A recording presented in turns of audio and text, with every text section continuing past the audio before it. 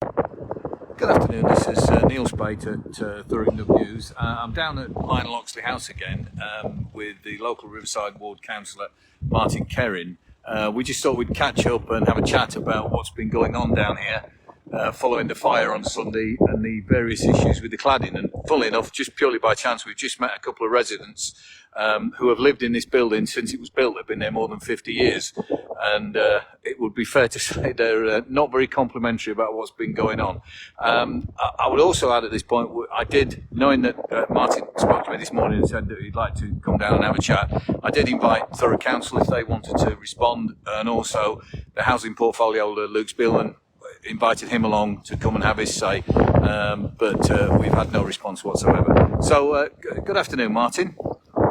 I mean, clearly it's been a very difficult few days down here since the fire that happened in the rubbish chute on Sunday morning. Yeah, well, residents first alerted me to it on Boxing Day when it happened, and then Boxing Night, where they hadn't heard anything from the council, then I got involved and contacted senior officers because residents were telling me that they'd been left with no power, no contact from the council, and they took to social media to vent their frustrations. And then a lot of people contacted me, some people indirectly actually, because with the power being gone, a lot of people were charged. So a lot of relatives were calling me to say, my son is in the block, can you help? Boxing Night, got in touch with senior officers. Then the 27th, a lot of residents contacted me, having to liaise with officers to get phone calls out for the first time. There was no officers who, they should have gone door to door really with the situation where it was. The way the electricity had gone, so a lot of people were out of contact anyway. And also a lot of problems with people who had obviously stocked up their fridges and freezers because of the holiday period, have lost all the food. And one resident said to me, quote, they got told to go and see a food bank. And, people don't expect to find themselves in these situations, and when they do, they expect the local authorities to be able to step in and help. And there must have been something else they could do to help with unique circumstances of Christmas time. Yeah, I mean, we've reported quite a lot about the actual fire. It seems what's happened in the aftermath has been very problematic. I mean, I've spoken to, I haven't spoken to the council because the council, as you know, are not talking to me at the moment.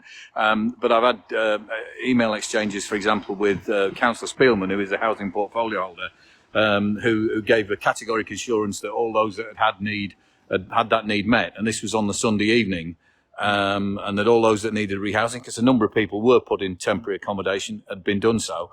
That blatantly proved to just be an untruth. Whether Councillor Spielman knew that or not, obviously is a matter for him to know and us to speculate on. But he sort of said certain things had happened, and that's a matter of fact now that some people weren't contacted or rehoused until the Monday, and indeed late on Monday evening, the council was still talking. You and I exchanged a communication which showed that they were still trying to find accommodation for somebody late on Monday night. Yes. So and it was even, like, for example, all councillors weren't told about this. I put in a members' inquiry about the origin of the fire and about the rehousing people. Then the press release came out from the council, and then an hour after that, myself, Councillor Fish, and Councillor Kerin were contacted. So it seems to me sort of after the events, rather than being proactive and sort of seeing that there was a situation here where it needed people on the ground to be able to actually, knock on people's doors to reassure them, to make sure they're okay. That appeared to not happen in this case. Yeah, clearly very disappointing for those people concerned. This whole project of the recladding, the replacement of the windows, I wrote a story yesterday saying, I mean, this was all first mooted, well, actually it was mooted many years ago and has been on an ongoing process. I think it actually started under the previous Labour administration that there was talk about it.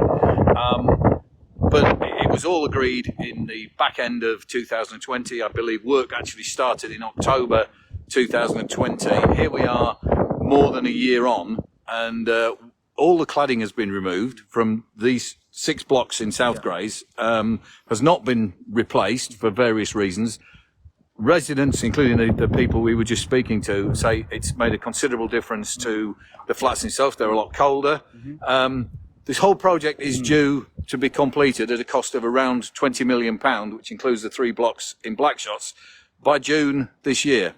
Now, we know we've had COVID, and that's obviously going to be one of the reasons why things may have been delayed, but I think it's going to go on a lot longer than June. Well, is that your summary? I think so, Neil. And if you pan around, obviously... Yeah, we'll have a walk round. Go on. Yeah, as we sort of look around, you can see the scale of the work. So you've got Lionel Oxley here, you've got 5 other blocks, 3 on this side and then 3 on the other side of Seaford Rise. They all look to be in the same sort of state at the moment, with the same amount of work having been done on them. And, you know, even without being an expert builder, you can look around at sort of the 6 blocks and think, I can't see this being done by then. And in the meantime, there's other problems beginning to emerge from it now. We get a lot of people reporting mould, because, of course, as the cladding comes off, it gets colder, it starts to bring problems like that. So we've not only had issues with the fire, but leading up to it, and we're obviously going to have post this, we're going to have issues. It's a cold winter anyway, and you know it's creating problems around mould and other undesirable things that come with the cold. Yeah, indeed. I mean, this is the feedback from residents. What seems to me as well, I mean, I started asking questions about the cladding several months ago, met with the what is almost becoming customary wall of silence.